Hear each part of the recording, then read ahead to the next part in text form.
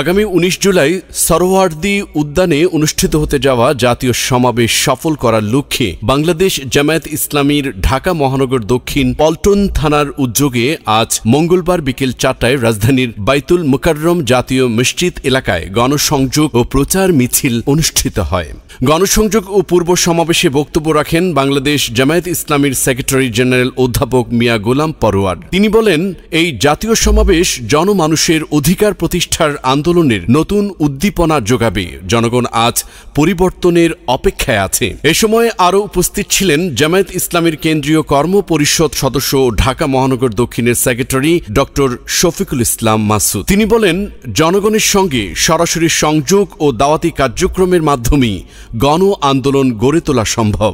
এছাড়াও মিছিলে অংশ নেন স্থানীয় নেতৃবৃন্দ ও বিপুল সংখ্যক নেতাকর্মী। আমাদের গোপালগঞ্জ বাংলাদেশ থেকে বিচ্ছিন্ন কোনো দ্বীপ নয়, ওখানের গর্ত থেকে মাথা বের করেছেন।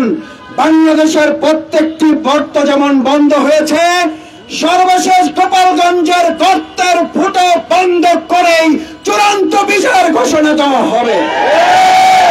সুতরাং ভাই এবং বন্ধুগণ, আমাদের এই লড়াই, আমাদের আন্দোলন আগামী দিনের এই নতুন বাংলাদেশ বিনির্মাণের আন্দোলন, মানবিক বাংলাদেশ বিনির্মাণের আন্দোলন, ফ্যাসিবাদ মুক্ত বাংলাদেশ বিনির্মাণের আন্দোলন।